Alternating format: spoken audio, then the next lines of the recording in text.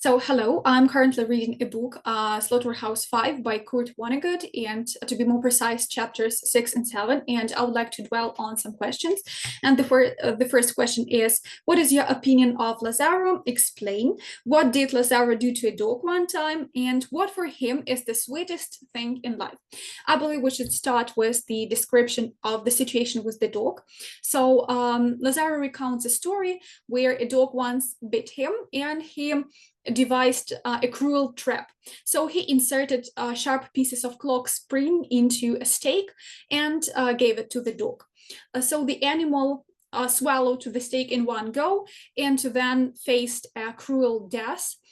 Because the sharp pieces inside it caused internal injuries, and all the Lazaro did was just watching the dog's agony and laughing because, as he said, it just tried to bite out his own insides.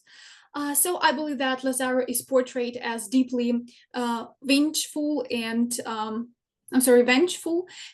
violent character obsessed with revenge and personal justice, and his worldview is shaped by the belief that anyone who once crossed him deserves the most severe punishment. And also, Lazaro's obsession with revenge and cruelty reveals his lack of empathy and his inability to forgive and just move on. And also, I'm adamant that Lazaro is frantic and even has some mental issues, because we can see that his twisted satisfaction and that he gains from causing suffering to animals even demonstrate his lack of conscience. And also, for me, he is extremely obnoxious and barbarous man. So this episode illustrates Lazaro as a sadistic man, and it highlights how far he will go to gain revenge.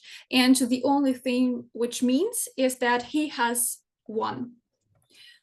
Um, So the next question we are going to cover is, what promise does Lazaro make to Billy? Considering Billy's description of the death, explain why you think Lazaro will or will not keep his promise. So Lazaro makes chilling and terrifying promise to Billy Pilgrim, and he vows to have Billy shot after the war as a revenge for the death of his dearest friend, Roland Wary. So Lazaro's vendetta is fueled by his philosophy of revenge, and he himself claims that the Billy's death will happen, even if it takes 5, 10, 15, or 20 years, but it will happen. And he also ominously advises Billy to always have someone open the door because his assassination might happen at any time. And also, based on Billy's description of his own death, it seems likely that Lazaro will keep his promise, although Billy doesn't express fear or anxiety about it. So instead, he claims to have already seen his death, and he describes how he will die at a public event one day after war.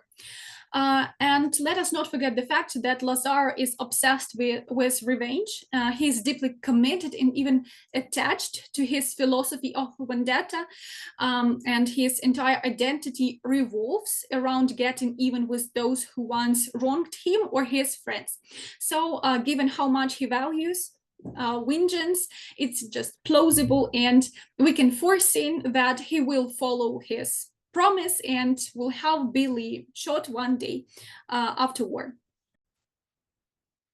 Let us also take the next question. Why does the English officer believe that the Americans needn't worry about bombing in Dresden?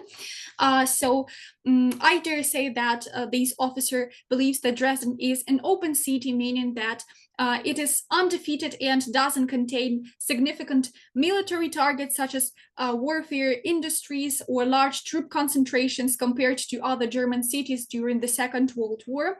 And in his view, the city is not strategically important enough to be bombed. And let us not forget the fact that Dresden is renowned for its cultural significance and beautiful architecture.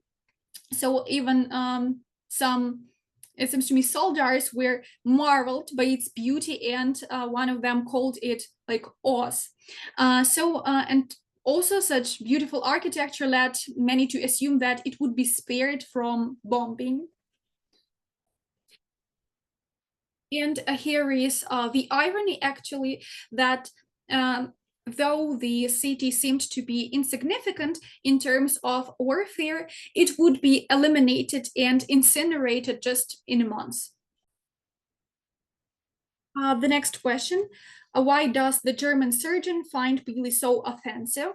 So I believe that the sergeant perceives Billy's appearance and demeanor as disrespectful to the gravity of the situation, to the gravity of war. So Billy's casual attitude, along with his preposterous costume, which includes women's coat with fur, suggests to the surgeon that he views the war and its horrors as a joke, and perhaps the surgeon has just came from a performing life-saving situation on soldiers, having witnessed all those barbarous and brutal reality of war.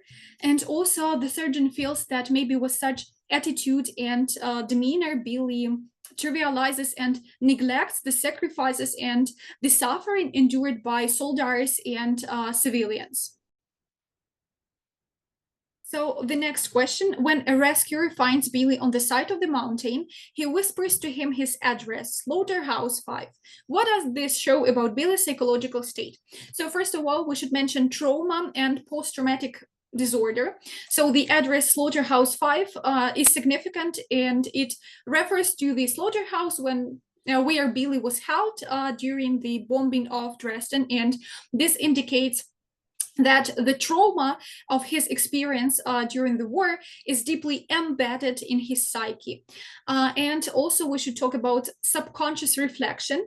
So rather than seeing himself as a Billy Pilgrim, a successful and rich optometrist, an individual with a life beyond the war, he still identifies and sees himself as a soldier. And here I would like to read two quotations which would lead to another sort of mind. So before the Americans could go inside, their only English-speaking guard told them to memorize their simple address in case they got lost in the big city. Their address was this, Slaughterhouse-Five. And the next quote, Billy had a fractured skull, but he was still conscious. He didn't know where he was. And I believe that here, perhaps Billy thought he got lost somewhere, and since he got used to this rule that with the help of this address he could get help and he could get back to the slaughterhouse, he told this address to the rescuer, and he maybe expected that with the help of this he would get help.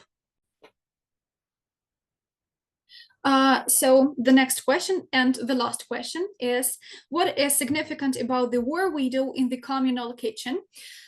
So I believe that her interactions with soldiers highlight contrasting perspectives on the war. So while the young soldier who escorted Billy and the older teacher Derby, it seems to me, to the kitchen represents youth and naivety, then the older soldier Derby suggests a sense of disillusionment and maybe futility. And Billy is just a laughing stock at war, and there is a total confusion about his role here.